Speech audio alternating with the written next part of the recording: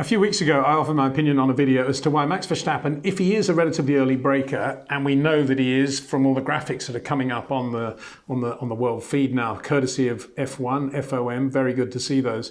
If he is that early breaker, why is he such a fast racing driver?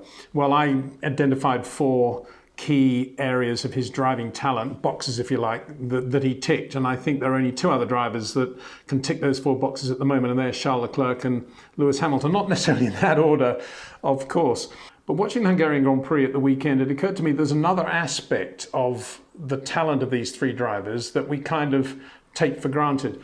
And sadly, Charles was not able to be a part of this because he was out at the first corner, and nor was Max really in that battle-scarred Red Bull. He was able to do very little with it. But we've seen in the past both Charles and Max pulling off amazing passes, pushing other drivers into errors. I mean, think about Max passing, I think it was 2016 British Grand Prix, semi-wet, going through Beckett's, passing Nico on the outside.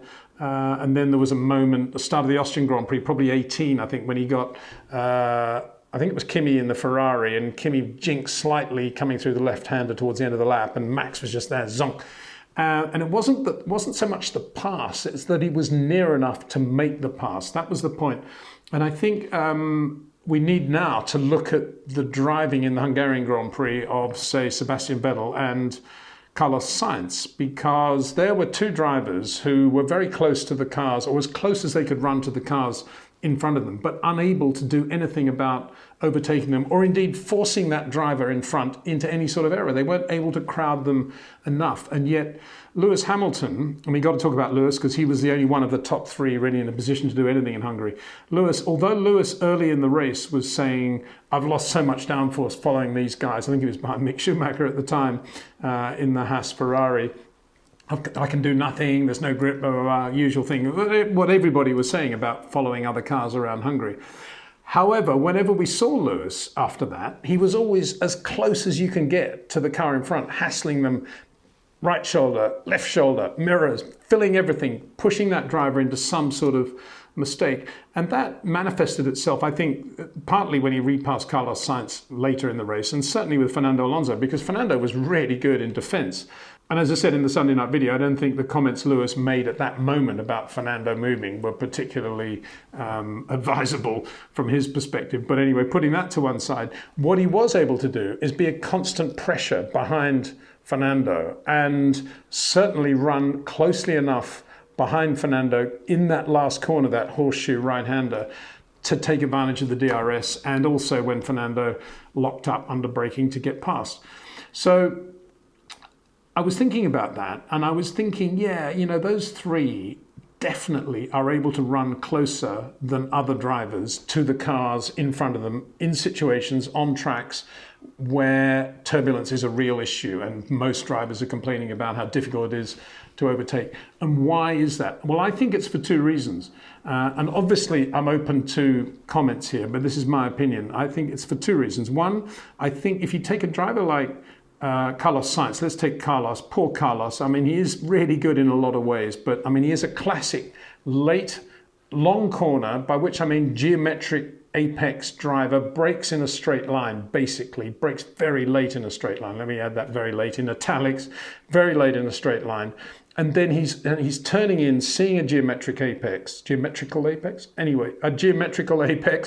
and getting on the power as soon as he can, as smoothly as he can. That would be his definition of smoothness. And correcting the car with incredible reflexes and balance just before the maximum power point. And that's what he does. That's what Carlos Sainz is all about. And he is very quick if he has a very good set of tires. But because he's taking a very wide entry, Jenson Button, Rubens Barrichello, similar thing, but very different in terms of their footwork and their handwork. They were very, very supple drivers. I don't think Carlos is quite as supple as those two, but certainly the same sort of trajectory into a corner. When you characteristically drive like that, one, it leaves you very open to something going wrong, because your left rear, your loaded rear, is always going to be right on the edge of the grip level of that turn-in point. And we saw that specifically in qualifying when he went off going into that right-hander. But it means also that as he's approaching that geometrical apex, he's doing so with the car almost side-on relative to a Lewis or a Charles or a Max, who at that given moment are probably a car's width to the right on the inside, and the car's probably pointing about like that, and Carlos Sainz would be pointing about like that. So you can see that if Carlos is following another car closely, his car, because his Ferrari, because he's already got a lot of lock on the car, is going to be much more affected by turbulence from the car in front than a Max Verstappen, who's got the car still almost pointed straight at that moment. So that's one thing. The other, of course, is the manipulation of the car. As I said, Carlos is basically waiting for the feel, the left rear. He's driving on the left, the loaded rear of the car. The millisecond he can feel it, that can take load, he's on the throttle, and then he's using his reflexes to balance the slide or the car on the exit of the corner. Max, however, has got his platform, like Lewis, like Charles, and he's manipulating the front of the car to give him the grip level he needs to get to his rotation point. But he's doing that from a much straighter approach to a much earlier apex, if you like, rotation point. And that means that he's on top of what the car's going to do next. And here is the key point, I think. If Max feels that the car in front is giving him enough dirty air and turbulence to take away the grip, and that's say Max, Lewis, Charles, to take away the grip at the front, almost by osmosis, not by a thought process, certainly not by an engineer saying do this, do that, or any sort of scientific thing. He's feeling that when I hit this dirty air, because it happened the lap before, I know what the front's going to do. So I'm actually going to prepare the front for that effect. And I'm going to give the car, it may well be a little bit more steering lock, and I'm going to come out of the brake pedal pressure at a slightly slower rate to make sure that the front doesn't come up quite as quickly, and to make sure that I've still got some grip at the front. And he's doing all that while the car can still take it, as distinct from when the car is hitting the dirty air. And he's preparing the car for it. So when he gets into the dirty air, the car's actually got slightly more lock on, and he's slightly able, and he's more able to get the front to stick. That's what it's all about. And those three drivers, in my opinion, are doing that completely naturally. Something inside, the feel of the pores of the skin, whatever you want to call it, is giving them that ability to do that, to adjust to what is going to happen next from the dirty air in the car in front. And I think, if you look at the 2022 Formula One car, a lot of that car, we listen to Formula One talking about it, a lot of that car is about making it easier for a driver to follow the car in front, for the dirty air, for the turbulence to have less effect on the front wing of the car behind.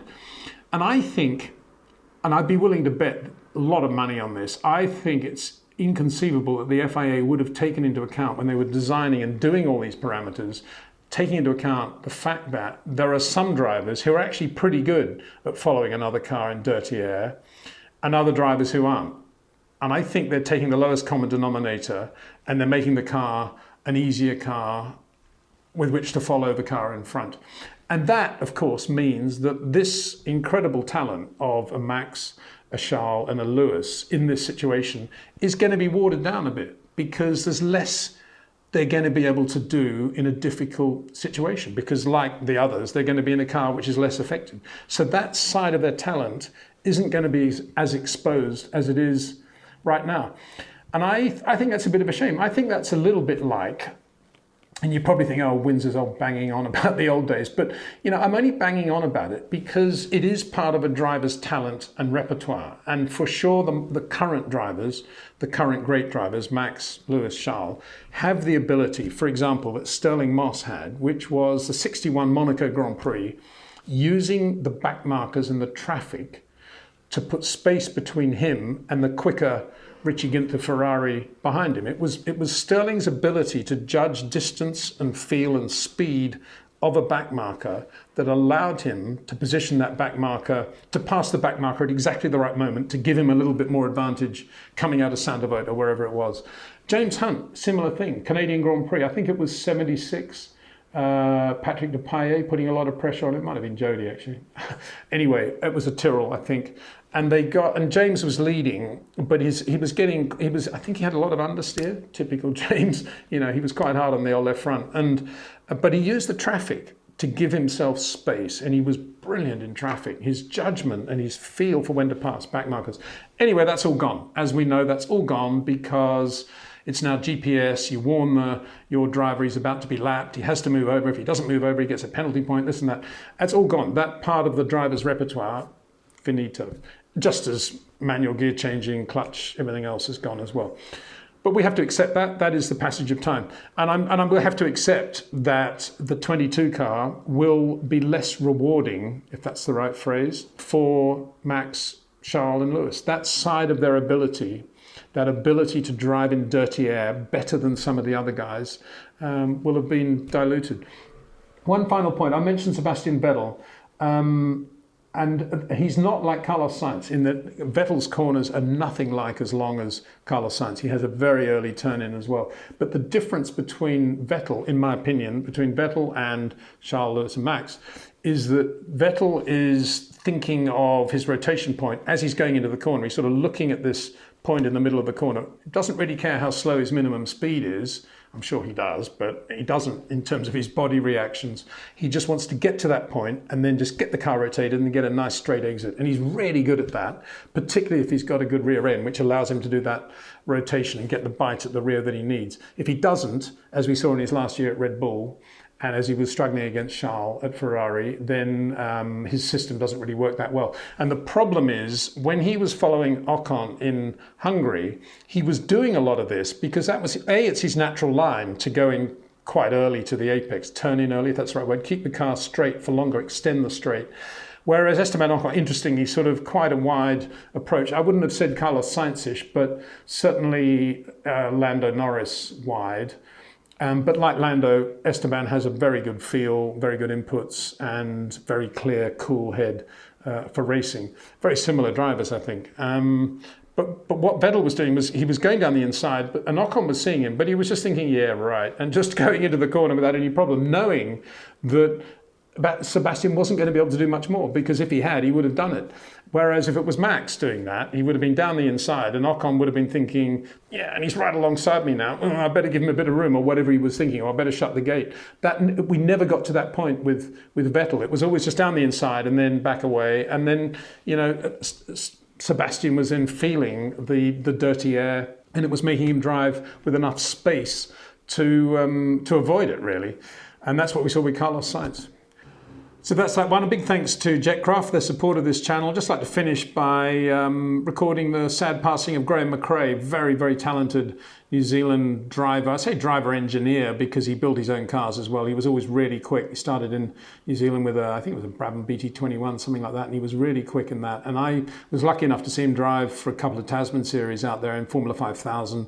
First of all in a McLaren M10B, and then with his own car. And he was always blindingly quick and very, very good. And he was always really good with me anyway. As a young journalist asking stupid questions, he was always he was a bit tough, but he kept you on your toes, but equally very, very good, and very good driver. So sad to mark the passing of Graham McRae. Anyway, thanks again to Jetcraft. See you again soon.